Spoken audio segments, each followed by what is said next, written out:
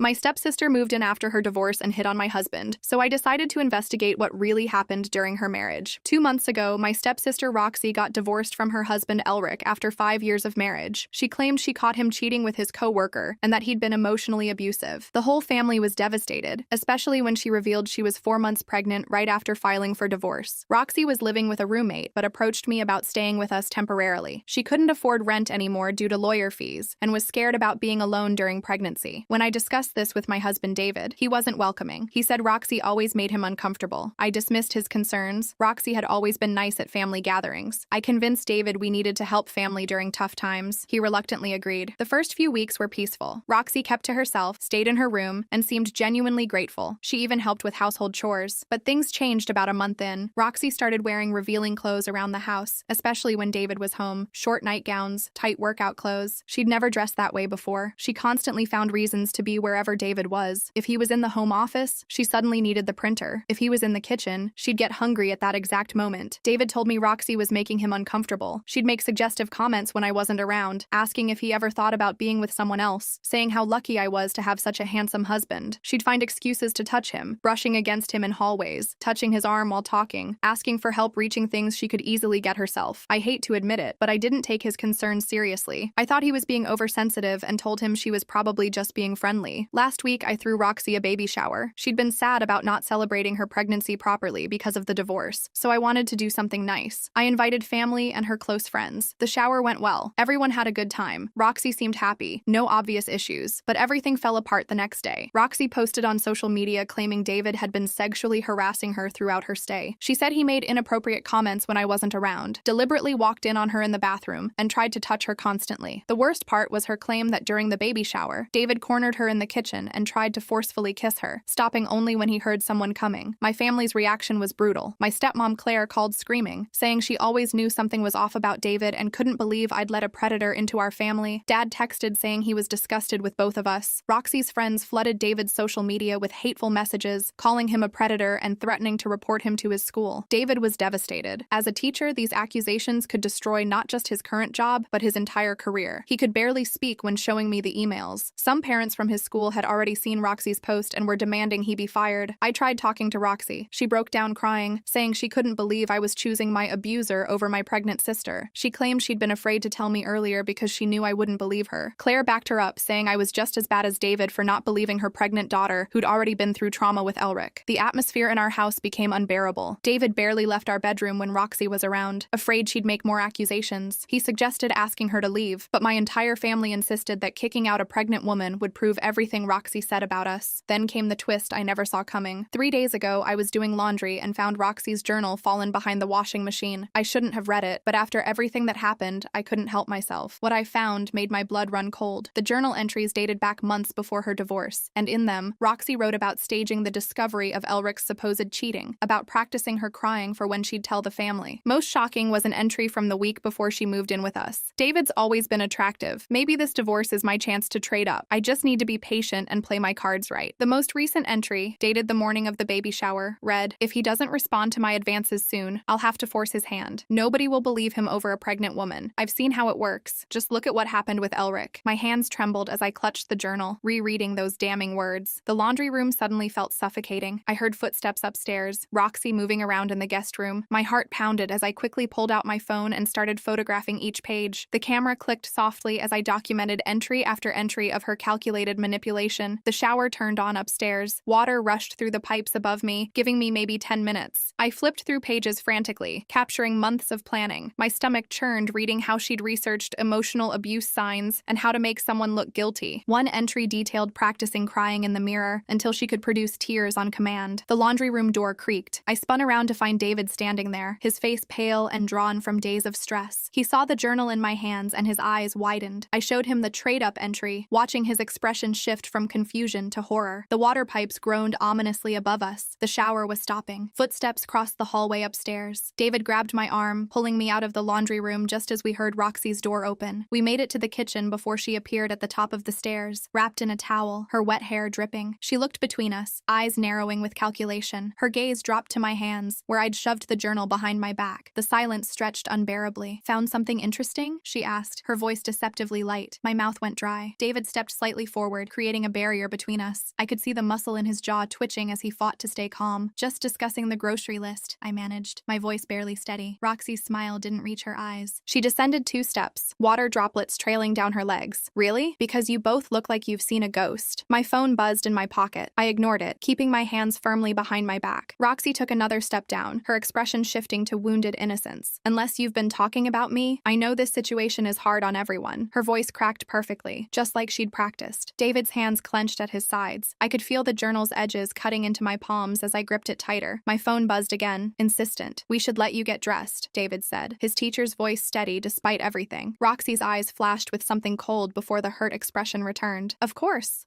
She turned slowly, deliberately, then paused. Oh, David, thank you for being so understanding about everything. I know my being here isn't easy for you. The implied threat hung in the air as she climbed back upstairs. We didn't move until we heard her door close. I pulled out my phone with shaking hands. 2 texts from Maya, our teenage neighbor. Mrs. S., this might sound weird, but I saw your sister at the pharmacy 3 months ago. She bought like 5 pregnancy tests. I remember because she paid cash and seemed nervous. The second text made my blood freeze. This was definitely before she announced her divorce. I have the date in my diary because it was the day of my driving test. David read over my shoulder, his breathing shallow. We heard Roxy moving around upstairs, drawers opening and closing. I had to make a decision. Confront her now with what I'd found, or gather more evidence first. Roxy appeared in the kitchen doorway, now dressed in one of those too tight workout outfits. Her phone was in her hand, and I caught a glimpse of text on the screen. How's the plan going? She noticed me looking and quickly locked the screen, but not before I saw the contact name, Kay. I think I'll make some tea, she announced, moving toward the kettle. Anyone else want some? David and I exchanged glances. I made my choice. We needed more proof before confronting her. The journal alone might not be enough, especially with my family already turned against us. No thanks, I said, trying to sound normal. We were just about to go over the grocery list. David's making his famous lasagna tonight. Roxy's eyes lingered on us as she filled the kettle. How domestic. You two are so perfect together. Some people might even say too perfect. The threat was barely veiled now. She set the kettle on the stove and leaned against the counter, studying us like a cat watching mice. I should get back to grading papers, David said, his voice strained. On a Saturday? Roxy tilted her head. You work too hard. No wonder you seem so stressed lately. Stress can make people do unexpected things. I felt David tense beside me. Before he could respond, I touched his arm gently. Those essays won't grade themselves. I'll bring you some coffee in a bit. He understood the dismissal and headed to our bedroom, where he'd been working since Roxy made the home office uncomfortable for him. As soon as he was gone, Roxy's demeanor shifted slightly. You don't believe me, do you? She said, stirring honey into her tea with deliberate slowness. Roxy,